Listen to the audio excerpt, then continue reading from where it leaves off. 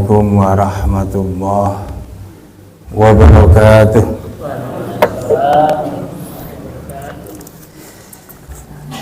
Alhamdulillahilladzi ja'ala syahra Ramadan sayyidus syuhur alladzi khalaqal mauta wal hayata liyabluwakum ayyukum ahsanu amala alladzi arsala rasulahu bil huda wa dinil haqqi liyudhhirahu 'alad dini kullih walau karihal musyrikun. Asyhadu an la ilaha illallah wahdahu la syarikalah wa asyhadu anna Muhammadan abduhu wa rasuluh. Allahumma salli wa sallim ala nabiyyina Muhammadin wa ala alihi wa sahbihi ajma'in, amma ba'd. Hadratul muhtaramin yang kami muliakan, jamaah Masjid Darussalam yang dirahmati Allah. Pertama, mari kita bersyukur kehadirat Allah Subhanahu wa ta'ala di pagi yang sangat indah ini.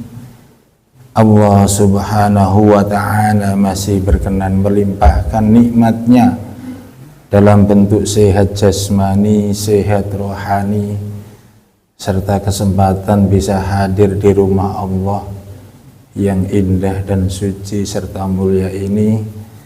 Insya Allah menjadi bagian dari ikhtiar kita untuk tawadhu ilallah, meletakkan diri kita hanya kepada Allah, merendahkan diri kita hanya kepada Allah, termasuk taqarrub ilallah, mendekatkan diri kita kepada Allah, karena sesungguhnya hanya orang-orang yang dekat kepada Allah itulah orang yang menemukan hakikat kebahagiaan fid dunya wal akhirah yang sesungguhnya.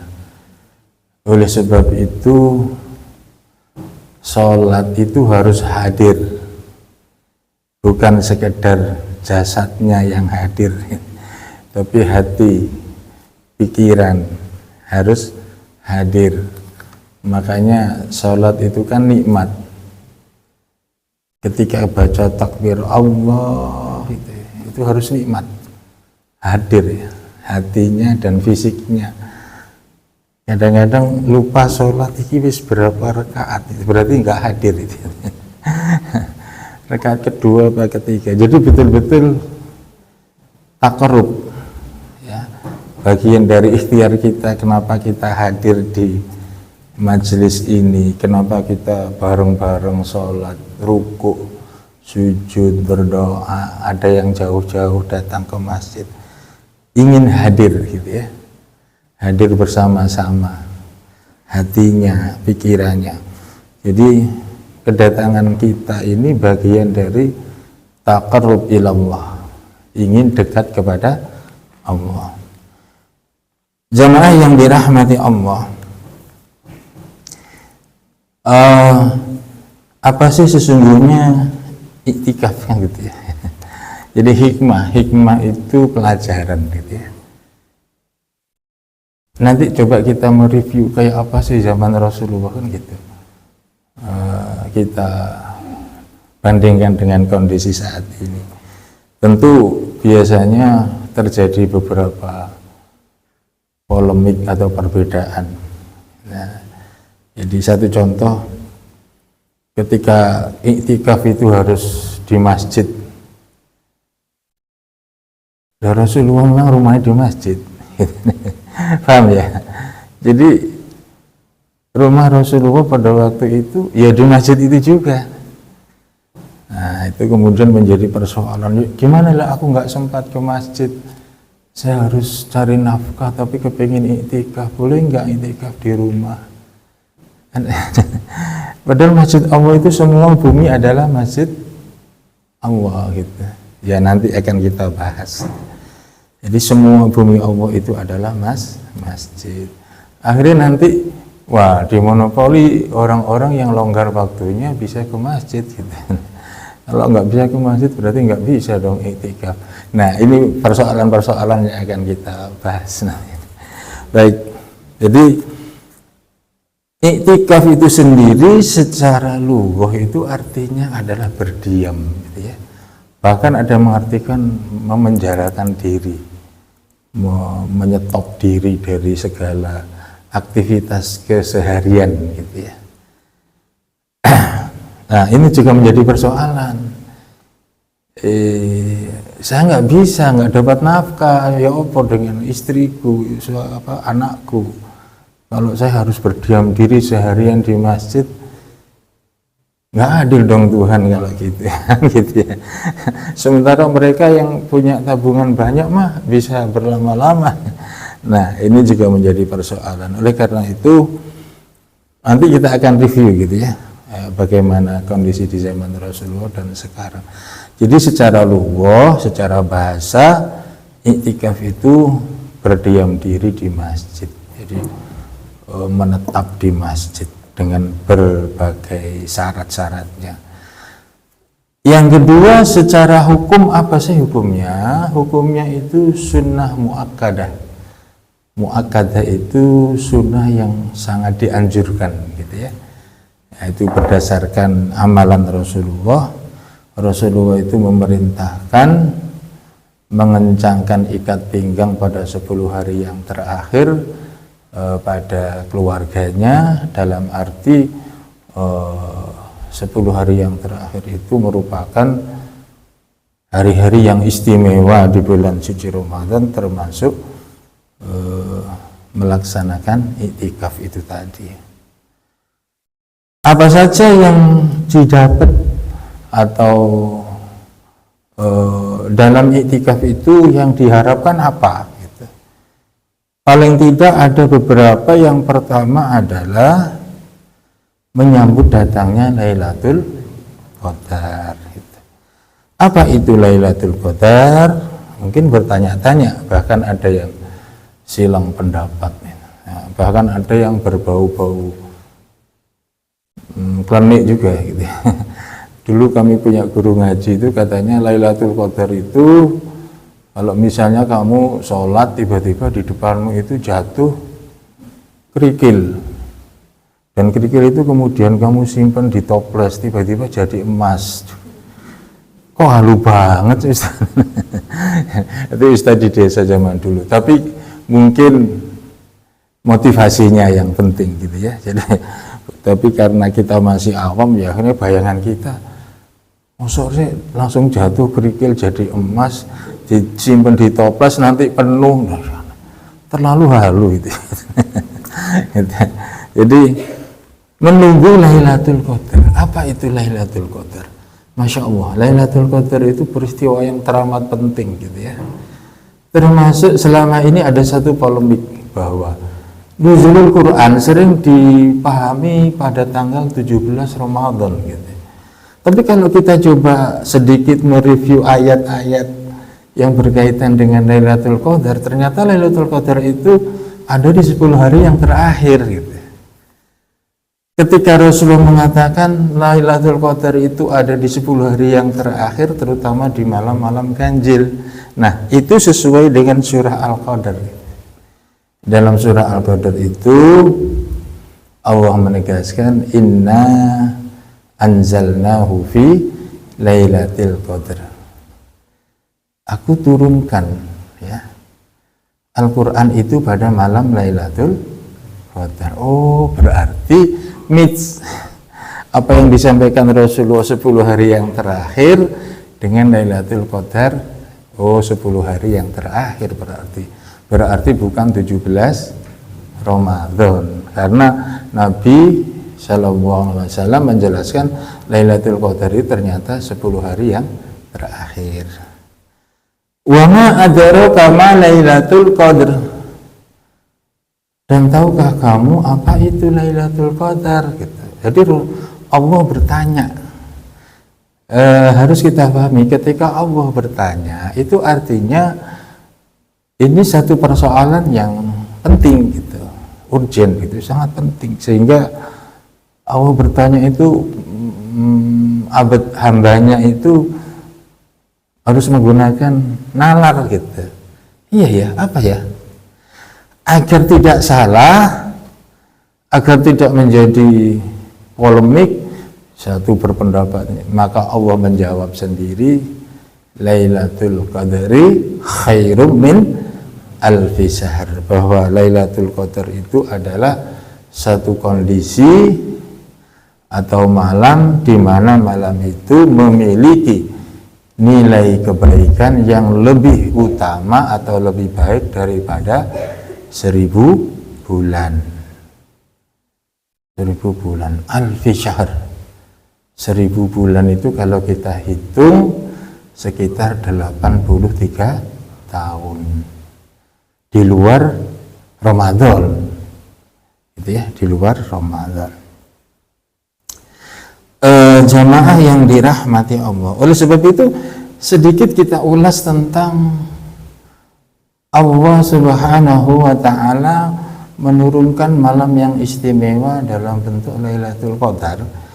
Nah, ini malam sendiri juga menjadi satu hal yang harus kita pahami, bahwa malam itu nggak pernah berhenti.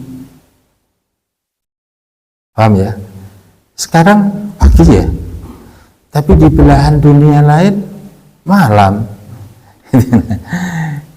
Di sini jam 5 pagi, di Amerika jam 5 sore. Jadi sebetulnya malam itu panjang, hanya dibatasi oleh geografi saja. Malam bisa selesai, tapi intinya malam itu ya bergilir terus, sama dengan pagi juga bergilir. Oleh sebab itu setiap daerah, setiap letak geografi itu pasti mendapati malam, itu pasti mendapati malam.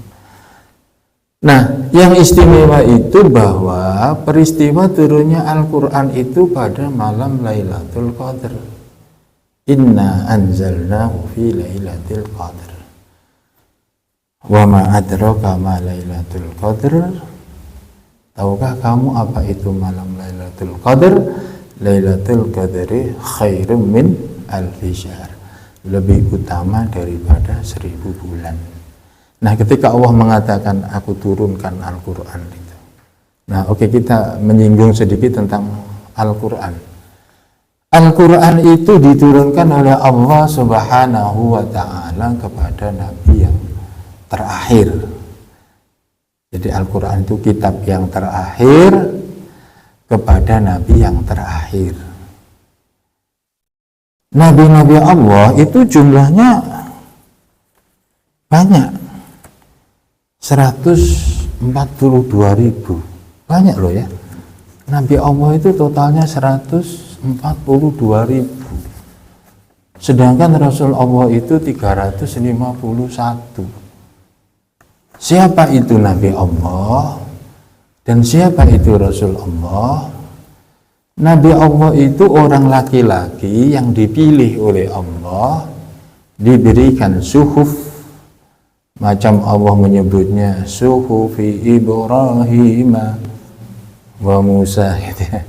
Jadi Nabi itu orang laki-laki yang dipilih Allah, diberikan suhuf, tapi tidak diwajibkan menyampaikan kepada orang lain.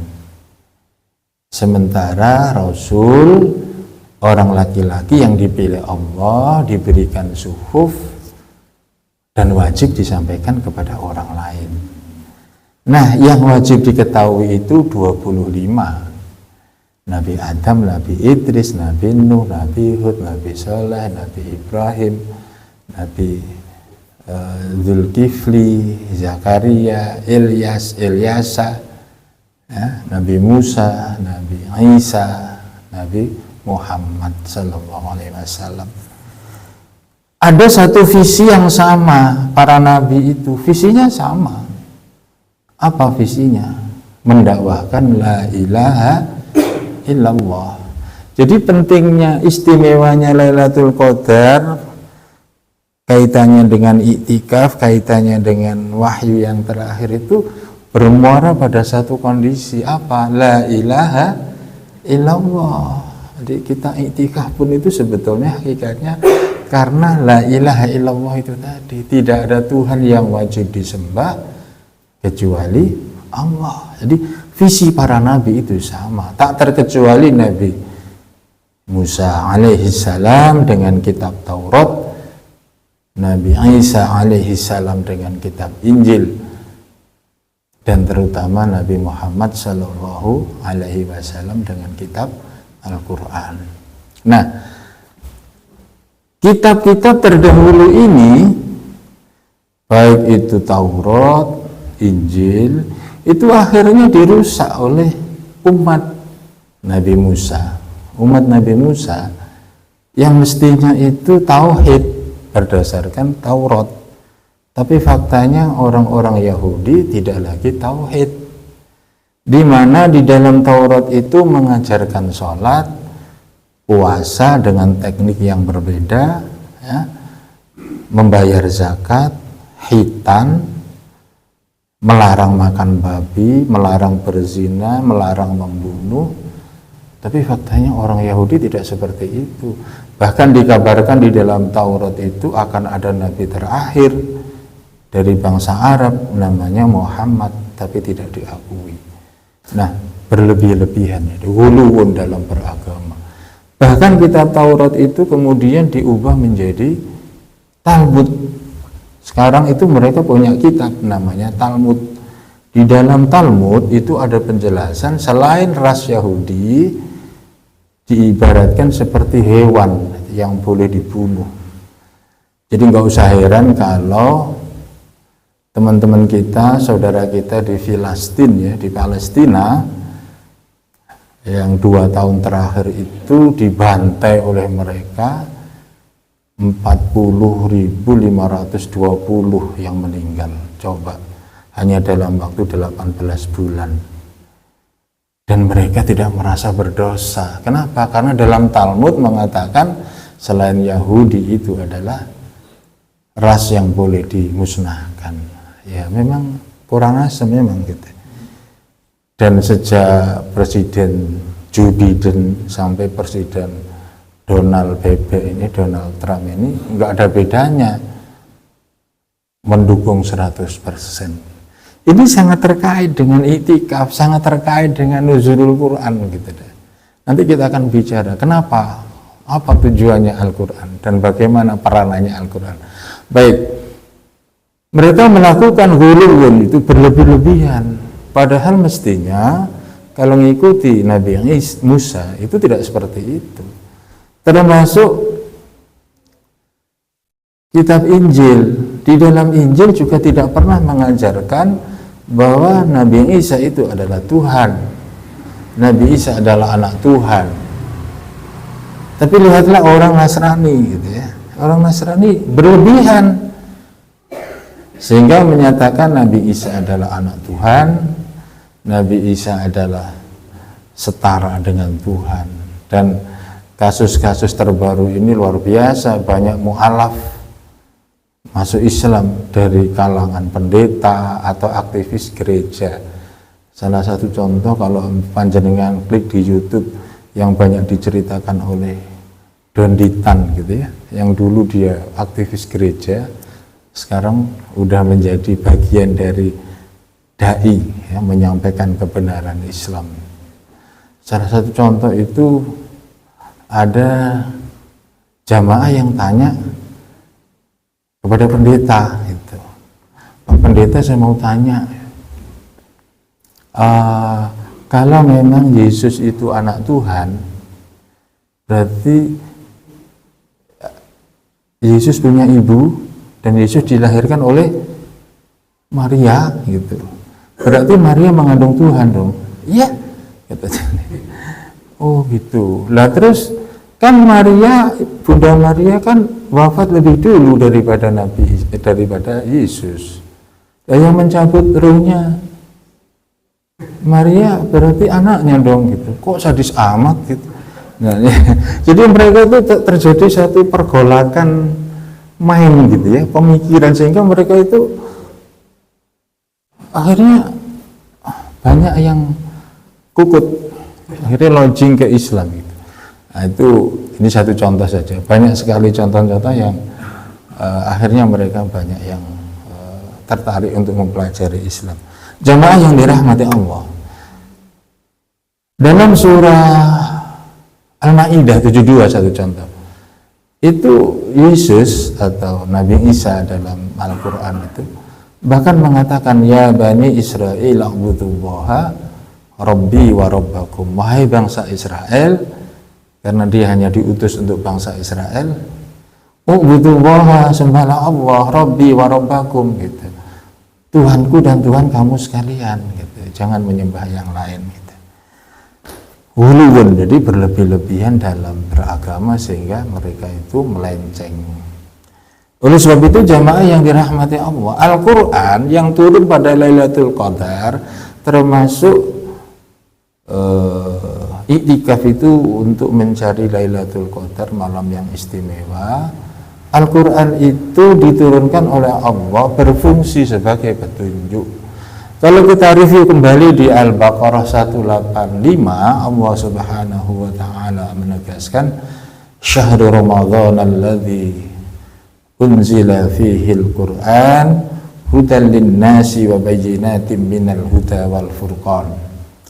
Bulan Ramadan adalah bulan di mana aku turunkan di dalamnya Al-Quran, dan Al-Quran itu Allah sendiri yang menjelaskan berfungsi sebagai hudan.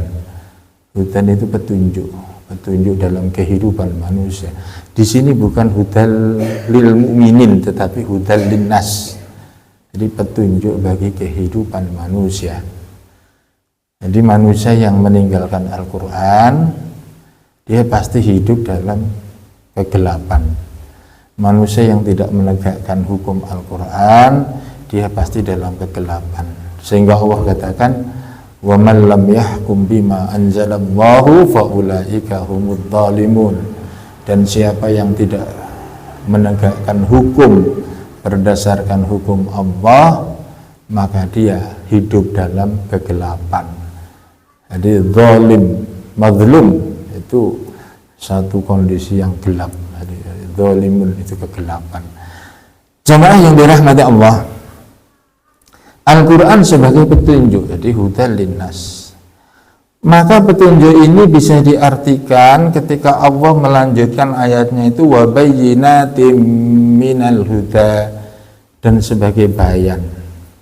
Bayan itu penjelasan tentang petunjuk-petunjuk, termasuk petunjuk yang terdahulu yang telah diselewengkan oleh umat-umat terdahulu.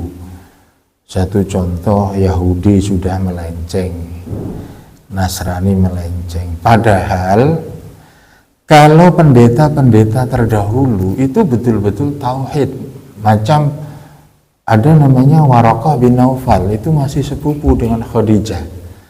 Ada pendeta Bukhairah, bahkan pendeta Bukhairah itu pernah ketemu dengan paman Rasulullah yang bernama Abu Thalib di masa masih remaja. Rasulullah masih remaja, ikut berdagang, umurnya antara 12 tahun sampai 15 tahun. Itu ikut berdagang ke Syam. Syam itu Suriah, Syria itu sekarang ya. Di sana itu pendeta Bukhairah itu tanya sama Abu Thalib, Tuan, yang kamu ajak ini siapa? Anak ganteng ini, gitu. Oh, ini keponakanku, gitu. Kenapa? Masya Allah, saya melihat ciri-ciri keponakanmu itu persis yang ada di dalam Injil dan Taurat. Dia suatu saat akan diangkat jadi Nabi dan Rasul. Seandainya aku diberikan umur panjang, maka aku orang pertama yang akan mengakuinya. Loh, ini pendeta lah ya, dia ahli Taurat sama Injil, tapi kan tauhid, karena isi Taurat dan Injil itu ya memang mengajarkan tauhid gitu. Jadi pendeta ini mengatakan seperti itu. Maka ketika wahyu pertama turun di malam Lailatul Qadar dan Nabi kedinginan toh di Gua Hira itu, Zammiluni gitu ya. Kata pulang dari Gua Hira bilang sama Khadijah, aku sangat kedinginan gitu. Zammiluni, selimuti aku gitu. Kemudian diselimuti. Apa yang terjadi?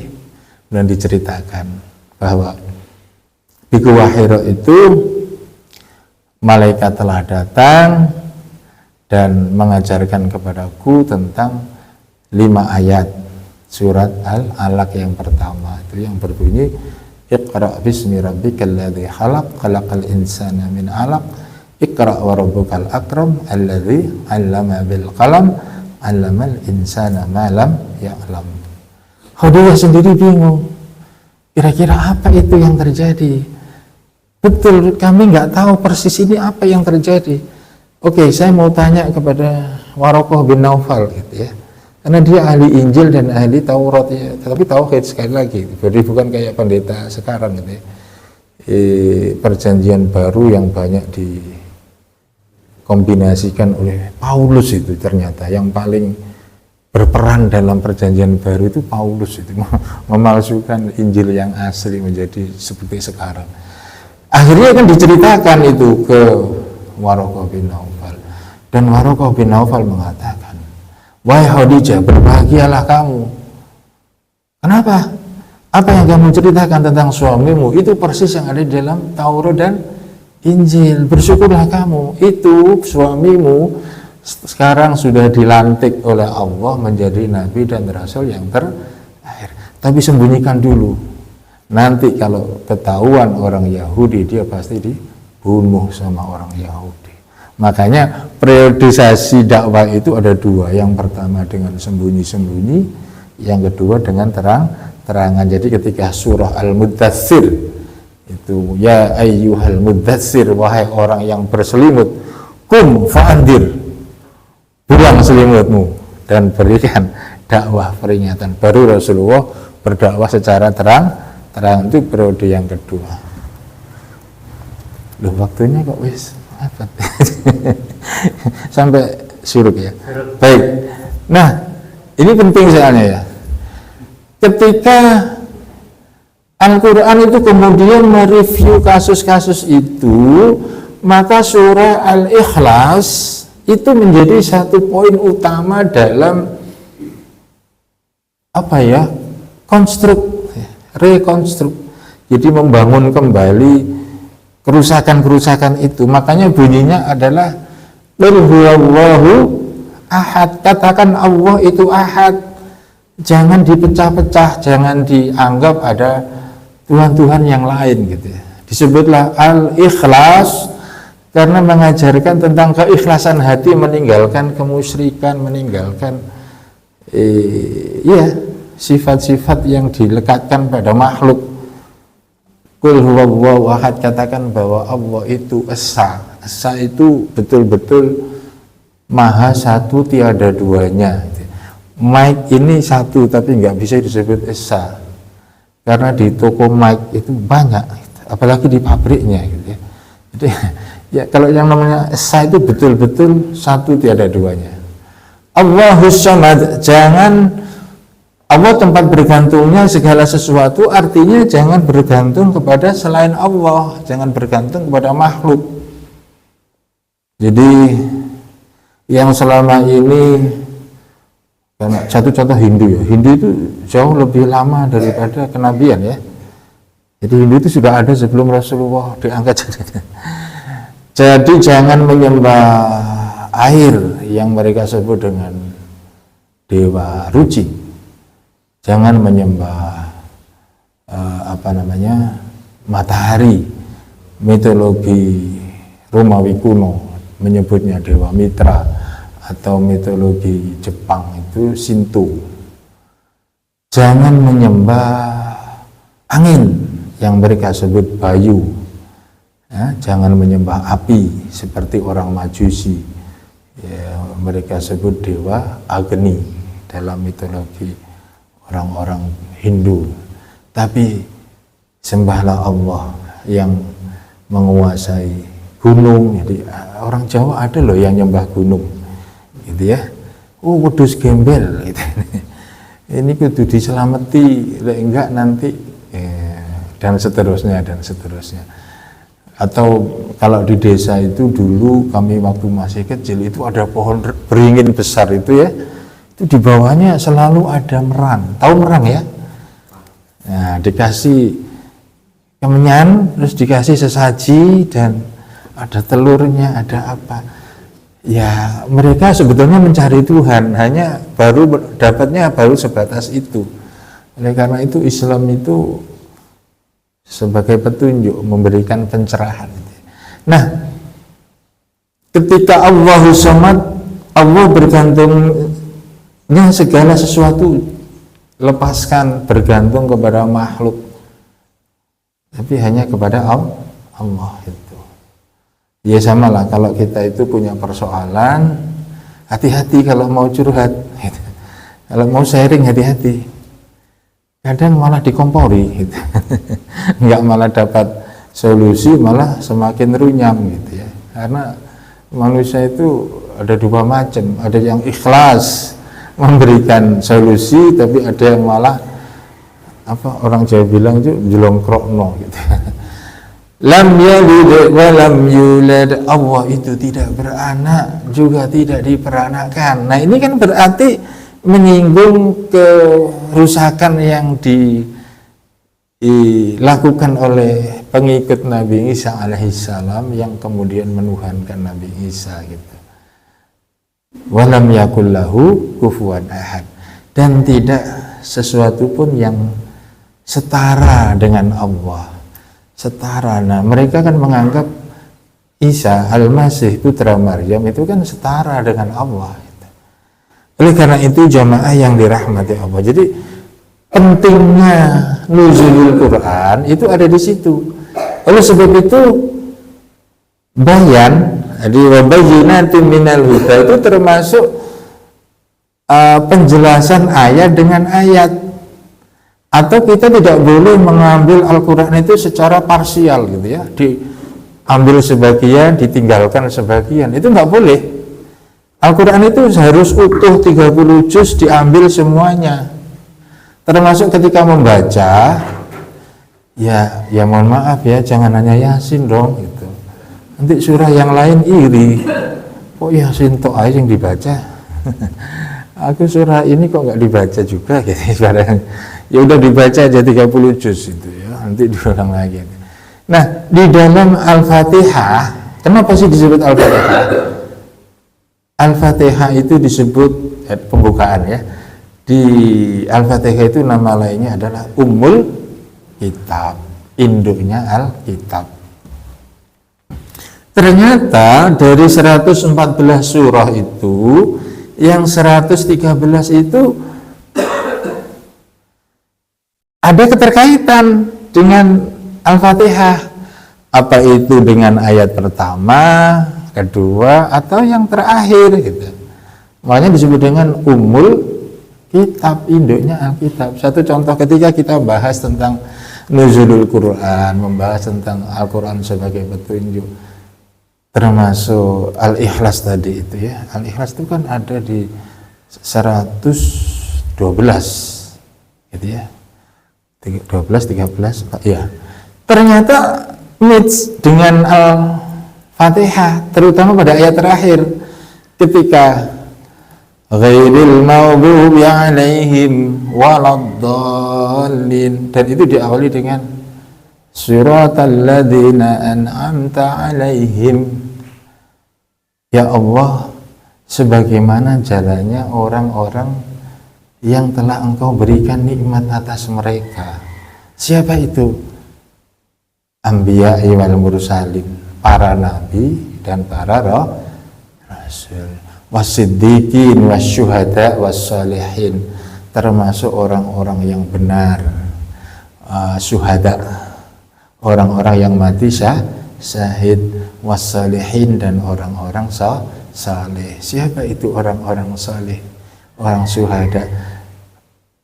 Orang-orang yang pernah hidup di zaman Rasulullah atau pada masa Nabi, bahkan ada yang diabadikan oleh Allah di dalam Al-Quran, semacam Ali Imran. Jangan salah sebut ya, ada yang salah biasanya Al Imran ya, yang betul Ali Imran. Yang betul Ali ya. Jadi itu maksudnya keluarga Imran. Dan ada lagi Luqman. Nah, itu orang soleh gitu ya, sehingga diabadikan oleh Allah di dalam Al-Quran. Ada Ali Imran, ada Luqman. Ghairil maghdubi, bukan jalan mereka yang kau murkai. Mufasir sepakat yang dimaksud itu adalah orang-orang Yahudi, waladhdallin, dan bukan orang-orang yang tersesat. Yang dimaksud adalah orang-orang Nasrani. Jadi makanya Al-Quran itu harus utuh. Surat 13 nyambung ke surat pertama. Surat, itulah hebatnya Al-Quran, kitab satu yang utuh, yang harus dibumikan. Duh, sudah habis. Baik, jadi yang ketiga, tambah sedikit ya, itu orang yang iktikaf selain menunggu Lailatul Qadar, kemudian tentu ya taqarrub ilallah, tadi udah sedikit kami singgung. Jadi salah satu tujuannya itu untuk dekat dengan Allah, dia harus merasa dekat dengan Allah. Yang ketiga itu terampuninya dosa. Nah, itu berdasarkan satu hadis, man qama ramadhana imanan wa ihtisaban ghufira lahu ma taqaddama min dhanbi. Karena di dalam itikaf itu salah satunya adalah qiyamu Ramadan.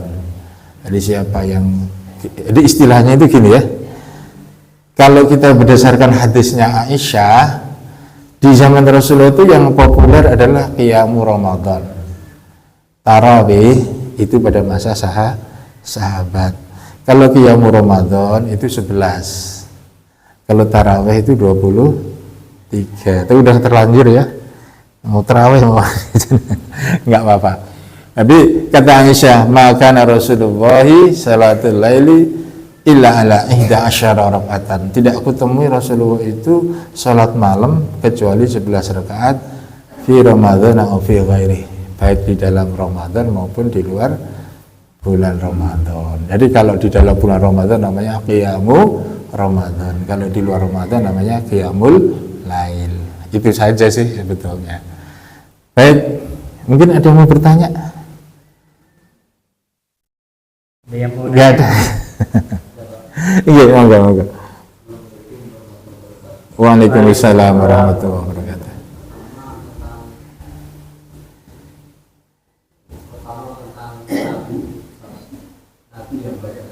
Oh iya. Iya.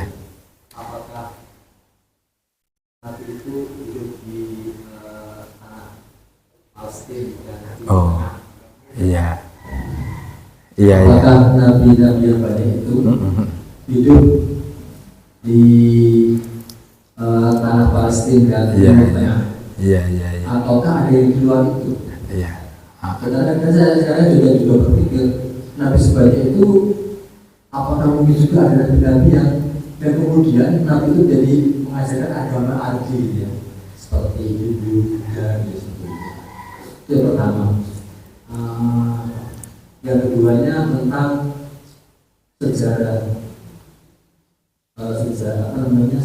tarawih yang 8 rakaat.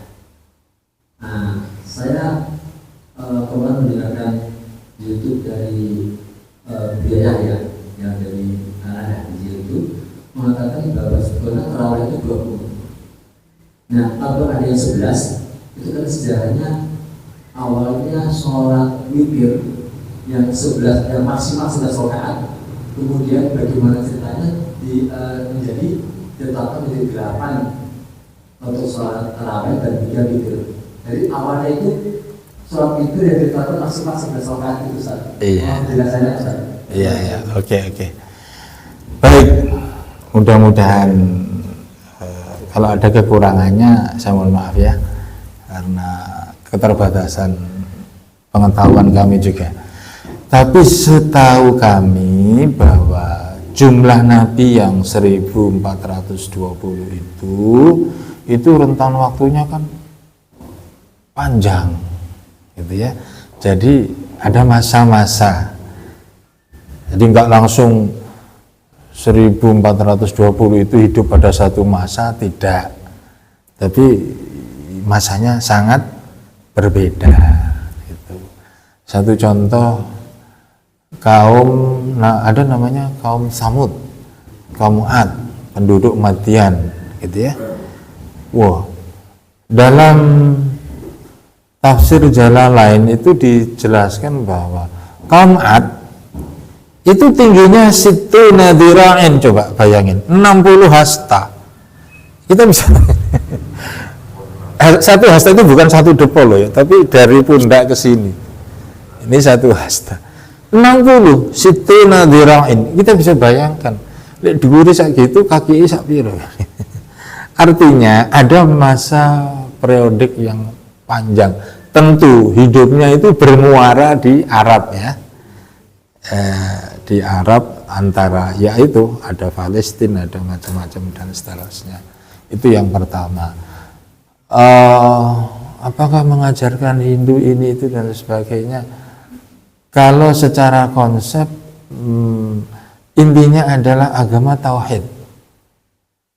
Sementara Hindu tidak menyembah Allah, ya rasa-rasanya enggak lah gitu. Makanya kami mohon maaf kalau sepengetahuan kami sebatas itu gitu ya. Silahkan dikoreksi nanti. Itu yang pertama. Yang kedua, betul, jadi yang populer di zaman Rasulullah itu kan kisahnya begini. Rasulullah sendiri itu kan puasa Ramadan kalau tidak salah hanya 3 kali. 3 kali apa 2 kali gitu ya. Ketika Aisyah ditanya bagaimana sholat Rasulullah di malam hari, Aisyah mengatakan maka Rasulullah sallallahu alaihi wasallam salatul laili illa ala 11 rakaatan. Tidak aku temui Rasulullah itu sholat malam kecuali 11 rakaat. Baik fi Ramadan, di dalam Ramadan, atau fi ghairi, atau di luar Ramadan. Nah, ketika Ramadan disebutlah qiyamu Ramadan. Istilah tarawih yang artinya sholat santai itu populer di zaman sahabat, makanya jumlahnya 20. Itu aja sih sebetulnya. Nah, ketika ditanya apakah Rasulullah itu sholatnya 4 apa 2, Nabi pernah mengatakan salatul laili masna masna, 2. Tetapi Aisyah pernah mengatakan aku melihat Rasulullah sholatnya 4-4.